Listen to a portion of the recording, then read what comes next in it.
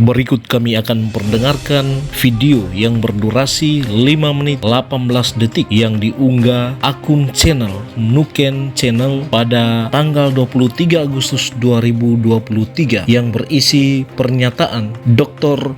Ben Kogoya MMA. Ia mengatakan ketidakpuasan dan juga menegaskan bahwa Kementerian Hukum dan HAM Papua tolak pendaftaran hak kekayaan intelektual. Sebagai intelektual orang asli Papua merasa sangat dirugikan oleh Kantor Wilayah Hukum dan HAM Provinsi Papua, di mana saya melakukan penelitian dan menemukan metode pembuatan ekstrak atau minyak buah wormo atau kelapa hutan. Lalu saya menyusun permohonan dan datang sendiri langsung ke Kantor Wilayah Hukum dan HAM Provinsi Papua pada tahun 2016. Kemudian saya diarahkan prosedur yang ada di kantor tersebut untuk melakukan paten, dan saya setuju semua persyaratan saya ikuti sampai tahap terakhir adalah pembayaran tahap terakhir. Kemudian saya diberi tanda terima atau tanda pendaftaran paten tanpa stempel atau cap. Dari situ saya mulai keraguan apakah benar mereka akan proses lakukan sampai di Jakarta atau tidak. Bapak Ibu, mari kita dengarkan klarifikasi langsung oleh Bapak Kepala Kantor Wilayah Kementerian Hukum dan Hak Asasi Manusia Papua, Bapak Antonius M. Ayorbaba. Dan langsung kita dengarkan juga penjelasan berkaitan dengan pendaftaran paten yang diajukan oleh Dr. Ben oleh Bapak Dadan Samsudin, pemeriksa paten utama Direktorat Jenderal Kekayaan Intelektual Kementerian Hukum dan Hak Asasi Manusia Republik Indonesia, yang pada kesempatan ini berada di Papua. Kita simak bersama Bapak Ibu biar tidak gagal paham. Dan kepada Bapak Dr. Ben, jika belum puas, kami berharap agar datang ke Kantor Wilayah Kementerian Hukum dan HAM Papua. Dan tentunya kami akan selalu melayani dengan pasti, profesional, akuntabel, sinergi, transparan, dan inovatif. Pada kesempatan siang ini, saya selaku Kepala Kantor Wilayah Kementerian Hukum dan HAM Papua didampingi oleh Pak Dadang dalam jabatan sehari-hari di Direktorat Jenderal Kekayaan Intelektual di Direktorat Paten sebagai pemeriksa paten. Kami akan melakukan klarifikasi terhadap sebuah video yang dikirimkan hari ini oleh Bapak Dr. Ben Kogoya SP MMA, yang juga menilai terhadap kinerja Kantor Wilayah Kementerian Hukum dan HAM Papua yang tidak transparan dan juga melakukan pembohongan. Pak Dr. Ben Kogoya ini memproses hak patennya itu tahun 2016 dengan judul yang diproses itu metode pembuatan virgin pandan yang namanya Waromo Oil serta manfaatnya.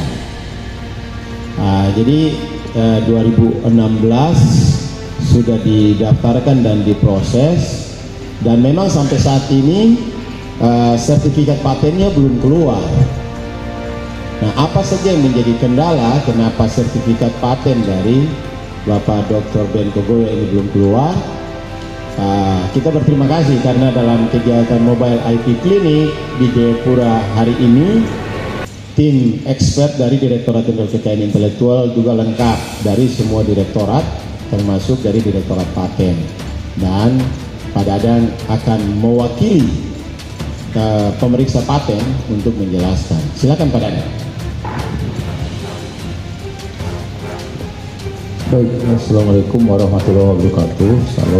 Salam sejahtera bagi kita semua. Sebenarnya kapasitas yang harus menjelaskan ini dari Jakarta nih Pak. Sebenarnya PLT Dirjen atau misalnya Pak Direktur Paten. Cuman karena kami kebetulan di sini lagi ada kegiatan, jadi kami buka aplikasi Saki dan kami menginformasikan hal-hal yang terkait dengan pemohon atas nama Benko Goya yang berjudul Metode Pembuatan Virgin Pandan Waromo Oil serta Manfaatnya. Ini tanggal penerimaan permohonan paten yaitu tanggal 2 Mei 2016 ya Pak. Kemudian berarti kalau di bawah Agustus 2016 pemeriksa paten akan memeriksa permohonan ini berdasarkan Undang-Undang Nomor 14 Tahun 2001 tentang paten.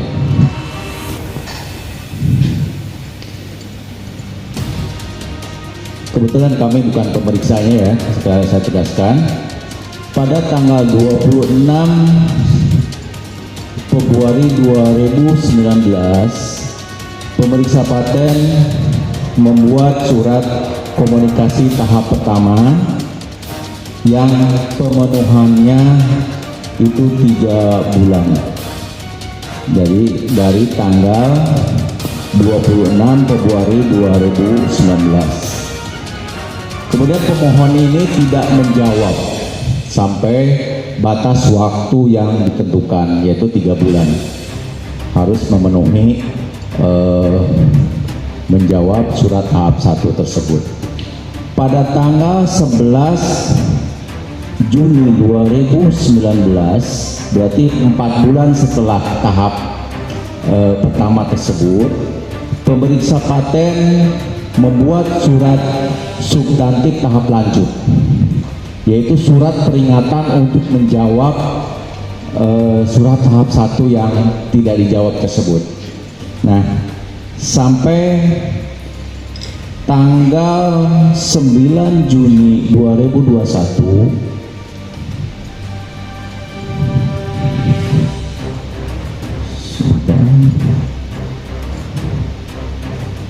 ini 11 Juni 2019, maaf, yang tahap lanjutnya.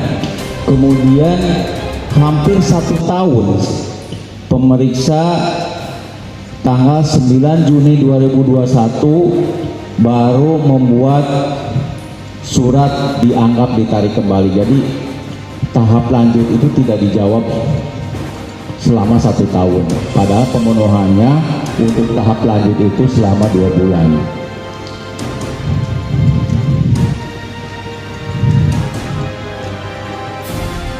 Menurut pasal 52, apabila pemeriksa melaporkan bahwa invensi yang dimintakan paten terdapat ketidakjelasan atau kekurangan lain yang dinilai penting, Direktorat Jenderal memberitahukan secara tertulis adanya ketidakjelasan atau kekurangan tersebut kepada pemohon atau kuasanya guna meminta tanggapan atau kelengkapan atas kekurangan tersebut.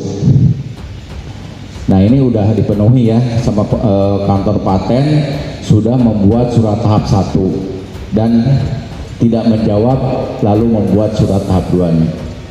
Nah, pemberitahuan sebagaimana yang dimaksud pada ayat 1 ini harus jelas dan rinci serta mencantumkan hal yang dinilai tidak jelas tersebut atau kekurangan lain yang dinilai penting dengan disertai alasan dan acuan yang digunakan dalam pemeriksaan substantif.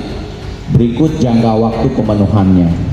Nah, ini tentunya dalam surat tahap 1 tersebut ada ketidakjelasan dari pengungkapan invensi yang diajukan dari Pak Benko Goya tersebut. Maka pemeriksa membuat surat tahap 1, kemudian karena tidak dijawab langsung buat surat tahap 2, dan kemudian dia tidak menjawab lagi, tidak mengindahkan peringatan di tahap lanjut, maka permohonannya dianggap ditarik kembali. Ini sesuai dengan pasal 53 Undang-Undang Nomor 14 Tahun 2001. Apabila setelah pemberitahuan sebagaimana dimaksud dalam pasal 52 ayat 1, pemohon tidak memberikan tanggapan atau tidak memenuhi kelengkapan persyaratan atau tidak melakukan perbaikan terhadap permohonan yang telah diajukan dalam waktu yang telah ditentukan Direktorat Jenderal sebagaimana dimaksud dalam pasal 52 ayat 2, permohonan tersebut dianggap ditarik kembali dan diberitahukan secara tertulis kepada pemohon. Nah, perlu saya perjelas, surat tahap 1 dan tahap 2 itu dilayangkan langsung ke pemohon, tidak melewati Kakanwil, tidak melewati Kanwil Papua. Jadi saya pertegas, jadi dari Kanwil tidak tahu menahu suratnya itu langsung ke pemohon. Saya kira itu Pak klarifikasi dari saya. Terima kasih Pak. Terima kasih. Jadi pertama saya pikir untuk saudara Dr. Ben Kogoya, terima kasih karena sudah menyampaikan kekecewaannya. Tapi saya berharap kita akan membantu Pak Dr. Ben Kogoya dengan beberapa upaya, termasuk dilakukan PK peninjauan kembali untuk memproses kembali patennya. Karena untuk Papua, untuk pendaftaran paten ini kan sulit, dan ini berkaitan dengan temuan atau riset, itu sangat berdampak dan bermanfaat bagi masyarakat. Sehingga apa yang disampaikan hari ini dengan video Bapak Dr. Ben Kogoya bahwa seakan-akan tidak percaya terhadap kinerja Kemenkumham. Nah, saya bertanggung jawab, sekalipun posisi waktu itu 2016, saya belum kami juga di sini. Nah, tapi tentu dengan upaya kita untuk menggali semua data dan kronologis dari proses ini, ya kesalahan ini ada pada Pak Dr. Ben Kogoya sendiri, di mana ada kekurangan kelengkapan persyaratan yang harus dipenuhi. Dan berdasarkan ketentuan undang-undang itu diatur batasan waktunya, sehingga kalau waktu itu sudah berakhir sesuai ketentuan, pasti tidak akan bisa diproses. Nah, itu yang terjadi. Nah, ini yang juga kadang banyak masyarakat tidak memahami.